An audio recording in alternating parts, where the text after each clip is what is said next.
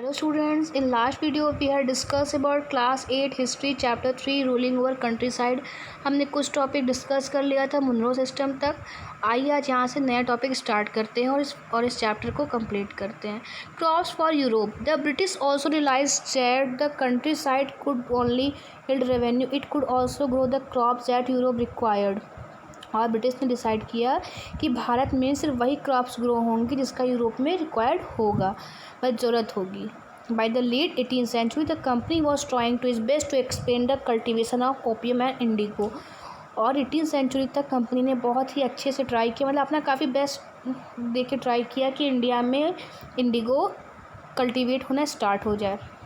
In the century and half and followed the British persuaded और force cultivator. उसके बाद जो ब्रिटिशर्स थे वह कल्टिवेटर्स को काफ़ी फोर्स करते थे कि वह सारे अनाज को कम और इंडिगो को ज़्यादा ग्रो करें। ठीक है, जो कि बंगाल में जूट के लिए फेमस था, असम टी के लिए था, शुगर केन था उत्तर प्रदेश में, वीट पंजाब में था, कॉटन महाराष्ट्र में होता था, पंजाब में राइस मद्रास में होता था। तो मतलब वो अब देखिए इनका दिखा रहा है कि कैसे ये पॉसिबल हुआ कि इंडिगो ग्रो होने लगा। आइए आगे देखते हैं। The British used to variety of method.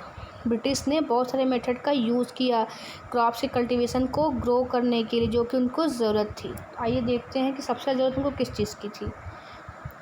Does colour have a history. थोड़ा सा देख लेते हैं। ये देखिए यहाँ इंडिगो के बारे में बताया गया है।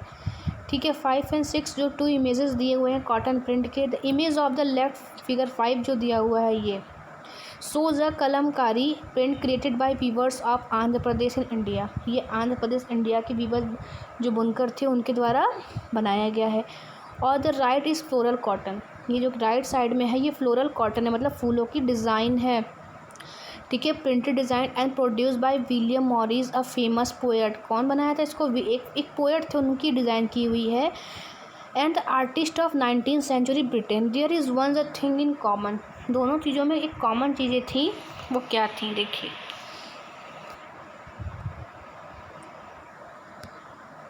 To prints both use a rich blue colour. दोनों में रिच ब्लू कलर यूज़ हुआ है, कॉमनली कॉल्ड इंडिगो। इसमें जो ब्लू कलर यूज़ हुआ है उसी को इंडिगो या नील कहते हैं। ठीक है, और तुम जानना चाहोगे कि कैसे ये कलर प्रोड्यूस हुआ है, तो आइए जानते हैं। The blue that you see in this print was produce from a plant called indigo. जो ब्लू कलर इसमें यूज़ हुआ है प्रिंट में वह इंडिगो से ग्रो हुआ है। It is likely that the blue dye used in Morris prints in 19th century Britain was manufactured from indigo plant। Indigo का जैसे कॉटन का प्लांट होता है वैसे इंडिगो का प्लांट होता है जो इंडिया में बहुत ही ज़्यादा फेमस है और इंडिया में बहुत ही ज़्यादा कल्टिवेट होता भी है। For India was the biggest supplier of indigo in the world. चूँकि उस समय जो इंडिगो वो पूरे दुनिया में सबसे ज़्यादा सप्लाई कहाँ से होता था? इंडिया में होता था। क्यों? क्योंकि जो यहाँ का इंडिगो था वो काफ़ी ब्राइट था, काफ़ी अच्छा था। इसलिए यहाँ है कि why the demand for Indian indigo क्यों था? जो indigo plant grows primarily in the tropics. By the 13th century Indian indigo was being used by cloth manufacture in Italy. उसके बाद यह बता रहा है कि 13th सेंचुरी में जो इंडिया में इंडिगो ग्रो होता था वह मैन्युफैक्चर, मतलब जो इटली में जो कपड़े बनते थे उसमें इंडिगो का यूज़ होता था। फ्रांस में भी होता था और ब्रिटेन में भी होता था। जबकि only small amounts of Indian Indigo reached. और जबकि सिर्फ कुछ ही मात्रा में जो इंडिगो था वो यूरोप के मार्केट में पहुंच जाता था और वहाँ पे इसकी प्राइस क्या थी? वो बहुत ही हाई थी। European cloth manufacture therefore had to depend on another plant called woad to make violet. और जो यूरोपियंस थे वो वहाँ पे क्या करते थे? इंडिगो या ब्लू कलर के लिए दूसरे प्लांट पे डिपेंड थे। जैसे कि वो एक प्लांट था जिस पे डिपेंड थे वायलेट या ब्लू कलर को डाई करने के लिए, बनाने के लिए। लेकिन ये जो प्लांट था ये टेम्परेट जोन में ही होता था और जो वोड था वहाँ ईजिली अवेलेबल हो जाता था। ठीक है, उसके बाद भी जो कंपनी थी वह इससे ज़्यादा खुश नहीं थी। क्यों? क्योंकि ये ज़्यादा ब्राइट नहीं था और ज़्यादा अच्छा नहीं लगता था देखने में। ठीक है, मतलब इंडिगो के पिक्चर नहीं अच्छा लगता था। Cloth dyers however preferred indigo as a dye. उसके बाद लोग इंडिगो को पसंद करने लगे डाई करने के लिए। और जो इंडिगो था produce a rich blue colour, काफ़ी अच्छा ब्लू कलर देता है। जो कि वुड वहाँ होता था उसका वो काफ़ी पेल एंड डल का मतलब काफ़ी डल होता था। इसीलिए यहाँ पे इंडिया में जो यूरोपियंस थे वो इंडियंस को फोर्स करने लगे इंडिगो के लिए, इंडिगो को ग्रो करने के लिए, ठीक है। By the end of 18th century के एंड होते होते the demand of indigo grew further, Britain began to industrialise and its cotton production expand dramatically. उसके बाद वो काफ़ी सारे ड्रामा वगैरह करने के बाद 18th सेंचुरी के अंत तक यहाँ पे इंडिगो ग्रो करना, लोगों को, किसानों को फोर्स करके करना स्टार्ट कर दिए, ठीक है। अब जिस तरह से इंडिगो की जब डिमांड बढ़ने लगी तो इसकी सप्लाई ज़्यादा बढ़ने लगी and America collapsed for a variety of reason. Between 1783 and 1789 the production of indigo in the world fell by half, ठीक है। Cloth dyers in Britain now desperately look for new source to indigo supply. उसके बाद जो वहाँ के थे Britain वगैरह के जो पीजेंट्स थे, उन्होंने डिसाइड किया कि कोई और तरीका होना चाहिए हमारे यहाँ इंडिगो को ग्रो करने का, क्योंकि किसी दूसरे देश से आएगा तो फ़ायदा वो जो दूसरे देश को होता है ना, इसीलिए। फिर देखिए Britain turns to India faced with the rising demand for indigo in Europe. जिस तरह से इंडिगो का मतलब वहाँ डिमांड बढ़ने लगा यूरोप में, the company in India looked for ways. India में ये कंपनी देखने लगी कि किस तरह से इंडिगो की कल्टीवेशन को एक्सपेंड किया जाए, ठीक है। आगे देखिए, from the last decades of the 18th century indigo cultivation in Bengal expanded rapidly. और फिर धीरे धीरे बंगाल में इसका कल्टीवेशन काफ़ी बढ़ गया। बंगाल के जो इंडिगो थे वो काफ़ी डोमिनेट थे, पूरे वर्ल्ड फेमस होने लगे थे, ठीक है। और 1788 में 30% जो इंडिगो था वो यहाँ से ब्रिटेन में इम्पोर्ट होने लगा था। As the indigo trade grew, जैसे जैसे इंडिगो का बढ़ता गया, कॉमर्शियल एजेंट्स जो एजेंट्स थे वे लोग क्या करते लगे, company began investing in indigo production. और सब लोग कंपनी किस में इन्वेस्ट करने लगे, इंडिगो के प्रोडक्शन में करने लगे।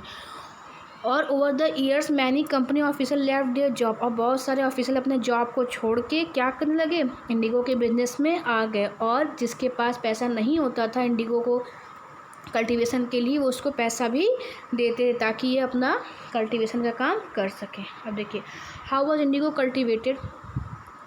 देवर two main system of indigo cultivation का 2 सिस्टम होता है, निज एंड रियोटी। क्या होता है, within the system of nij cultivation the planter produce indigo in the land. Nij में मतलब जो है, जो प्लांटर होता है, जो फार्मर होगा, वो खुद से अपने खेत में इंडिगो को प्रोड्यूस करेगा एंड डायरेक्टली कंट्रोल, और वो उसका कंट्रोल पूरा उसके हाथ में रहेगा।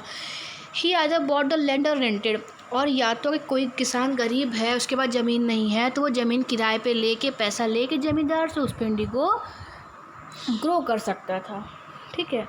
The problem with nij cultivation, निच के साथ क्या प्रॉब्लम थी, the planters found it difficult to expand the area under nij cultivation. Nij cultivation अपने एरिया को ज़्यादा एक्सपेंड नहीं कर पा रहे थे।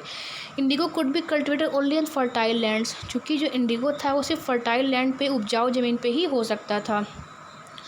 और these were already densely populated, और जो भी जगह थी वो काफ़ी डेंसली पॉपुलेटेड थी। Over small plants scattered over the landscape could be acquired. Planters needed large area, मतलब प्लांटर्स को और बड़े एरिया की ज़रूरत थी इंडिगो के प्लांट के कल्टीवेशन के लिए, क्योंकि इनको फ़ायदा नहीं हो रहा था। और जब वो दूसरे से रेंट लेते थे ज़मीन किसान लोग, तो उनको काफ़ी बड़े मात्रा में ज़मीन मिलता था, तो वो अच्छे मात्रा में इंडिगो ग्रो करते थे। इनकी ज़मीन छोटी अगर होती थी अपनी, तो इनको प्रॉफिट कम होता था। और देखिए जैसे क्या है कि जब रेंट पे ज़मीन लेते थे तो अधिक से अधिक जो ग्रो होता था वो ले लेते थे इंडिगो, और पैसा इनको कम मिलता था, लेकिन नुकसान दोनों तरफ से था। लेकिन निज वाले परेशान थे कि ये अपने बिजनेस को एक्सपेंड नहीं कर पा रहे हैं, ठीक है। आगे देखिए, फिर निच cultivation on a large scale also required many प्लफ and blocks. जो निच कल्टीवेशन होता है वह उन्हें प्लाव और ब्लॉक्स की भी ज़रूरत पड़ती है। 1 bigha of indigo cultivation required 2 plough. अगर 1 बीघा ज़मीन है तो वहाँ पे 2 प्लाव की ज़रूरत होती है, हल्की, ठीक है। This mean that a planter with 1000 bighas would need 2000 plough. मतलब अगर 1000 बीघा का खेत है तो 2000 चाहिए होता था, जो एक किसान के लिए इतने पैसे को खर्च करके इन सब सामान की व्यवस्था करना पॉसिबल नहीं हो रहा था, ठीक है। और यही रीज़न था कि निच कल्टीवेशन में जो प्लांटर्स थे वह क्या कर अपने एरिया को एक्सपेंड नहीं कर पा रहे थे। सिर्फ 50% ही इनके जो प्रोड्यूस करते थे और उसी से ये कमाते थे, क्योंकि आधा से ज़्यादा तो ले लेते थे ब्रिटिशर्स, इसलिए। आगे देखिए, indigo on the land of ryots. Under the ryoti system the planters force the ryots. जो प्लांटर्स थे वो रियॉट्स को फोर्स करते थे to sign the contract agreement sign करवाते थे। At times they pressurise the villages headman to sign the contract on behalf of the ryots के सामने मतलब कॉन्ट्रैक्ट साइन करवाते थे। Those who sign the contract got cash advance. और जो sign करता था उसे एडवांस में कैश पैसे मिलते थे। ठीक, किस लिए? इंडिगो के प्रोड्यूस करने के लिए एक लोन जैसा मिलता था। ठीक है, और जो 20% होता था उसका वो उनको रिटर्न कर मतलब 20% उनको मिलता था, बाकी सब कुछ 20% ही किसानों को मिलता था। ठीक है, बाकी सब किसका होता था? ब्रिटिशर्स का होता था। When the crop was delivered to the planter after the harvest, a new loan was given to the riot। उसके बाद जब बन के वो डिलीवर्ड हो जाता था फिर से उनको पैसे उनको लोन दिए जाते थे और फिर से ये साइकिल हमेशा चलता रहता था। मतलब इंडिगो ग्रो होता था, सेल होता था, फिर अधिक 25% वो फार्मर को दे देते थे, बाकी वह बेच के अपना पैसा कमा लेते थे। और इस तरह से उनका जो लोन का साइकिल भी था वह कंप्लीट भी होता रहता था और उन पर लोन बढ़ता भी रहता था। फिर देखिए the blue rebellion and after. In March 1859 thousands of riots in Bengal refused to grow indigo। 1859 में मतलब बहुत सारे जो रियॉट्स थे बंगाल में वो रिफ्यूज़ कर दी इंडिगो को ग्रो करना। As a rebellion spread ryots refuse to pay rents to the planter. जी जब उनके पास पैसे हो गए तो वो रिफ्यूज़ करने लगे कि वह उनके लिए ग्रो नहीं करेंगे। ठीक है, और उसके बाद क्या कर रही लोग? Women turn up to the fight with pots. और जो विमन थी वो क्या करने लगी? पॉट बनाने में लग गई। ठीक है, किचन के काम के इम्प्लीमेंट्स जो होते हैं औजार उसमें बनाने में लग गई। तो जो वर्क फॉर द प्लांटर्स व सोशली बायकॉटेड एंड द गुमस्ता। जो लोग वर्क करते थे रेंट पे लेके ज़मीन वो लोग भी क्या कर दिए? मतलब मना कर दिए करने के लिए धीरे धीरे। और who came to collect rent were beaten up. और जो लोग रेंट लेने के लिए इनसे आते थे उसकी पिटाई कर देते थे ना। Ryot swore they would no longer take advance to sow indigo nor be bullied. मतलब उनका कहना था कि वह इस तरह से लोगों की नौकरी नहीं कर सकते थे जब क्योंकि इनको फ़ायदा नहीं हो रहा था। Why the Indigo peasant decide that they would longer remain silent. मतलब फिर उन्होंने कहा डिसाइड किया कि बहुत अधिक समय तक उन्होंने डिसाइड किया कि वो उन्हें प्रॉफिट नहीं हो रहा है, सिर्फ 25% ही मिल रहा है, तो वो ऐसा काम क्यों करेंगे? वो खुद से अपना कोई बिजनेस नहीं करेंगे, वो कोई दूसरा क्रॉप ग्रो करने को सोचने लगे। फिर हुआ कि 1859 में indigo ryots felt that they had the support of local zamindar and village headman. फिर उसके बाद इन्होंने सोचा कि क्यों नहीं लोकल जो जमींदार हैं उनको फिर से अट्रैक्ट किया जाए और विलेज के हेडमैन को समझाया जाए तो वो लोग इन विलेजर्स को समझा सकेंगे। ठीक है, the headman who had been force to sign indigo contract. फिर हेडमैन को विलेज को मतलब जो था मतलब मेन हेड था उसको फोर्स किया गया कि इंडिगो के कॉन्ट्रैक्ट ज़बरदस्ती दिया जाए। ठीक है, in other places even the zamindar went around villages urging the ryots to assist the planters। These zamindars were unhappy with the increasing power to the planters and angry at being forced by the planters. और जो जमींदार थे वो काफ़ी गुस्से में थे, काफ़ी मतलब खुश नहीं थे कि क्यों उन लोगों को फोर्स करके काम करवाया जाता है, क्यों फोर्स करके ग्रो करवाया जाता है Indigo. The Indigo peasants also imagine that the British government would support them in their struggle against the planters. After the revolt of 1857 the British government was particularly worried about the possibilities of and the popular rebellion. उसके बाद 1857 में क्या हुआ, जब देखे कि लोग काफ़ी आक्रोश लोगों में काफ़ी आक्रोश हो गया इन चीज़ों को लेके, तो कंपनी शांत हो गई। और क्योंकि उसको एहसास हो गया था कि अब लोग रेबेलियन मतलब बदला ज़रूर ही लेंगे। तो when the new speed of a simmering revolt in the indigo district. और जब उनको पता चला कि इंडिगो को लेके काफ़ी रेबेलियन होने वाले हैं, तो देखिए The Lieutenant Government turned the region in the winter of 1859. The riots saw the tour as a sign of government sympathy for their plight. When the Barsat, the magistrate Ashley Eden issued a notice stating that riots would not be compelled to accept indigo contract. Words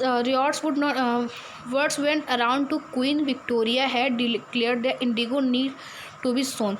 Eden was trying to facilitate the peasants and control an explosive situation, but his action was read as support for the rebellion। देखिए उसके बाद जो queen थी Victoria, उनसे लोगों मतलब Britain के लोगों ने, यूरोप के लोगों ने उनसे मतलब विनती की कि ये जो इंडिगो इंडिया से आ रहा है उसको ले आने की वजह से हम लोगों को काफ़ी नुकसान हो रहा है और और वहाँ पे इंडिया में रेविलियन भी हो रहा है, मतलब कि लोग आक्रोशित भी हो रहे हैं, तो क्यों नहीं इसे यहाँ पे ही यूरोप में ही ग्रो करना, जिससे कि हमारी भी रोजी रोटी चलती रहे। As a rebellion spread intellectual from Calcutta rush to the indigo district, they wrote of the mystery of the ryots, the tyranny of the planters and the horrors. उसके बाद क्या हुआ, ये लोग इकट्ठा हो गए इस रेवेलियन के अगेंस्ट, ठीक है।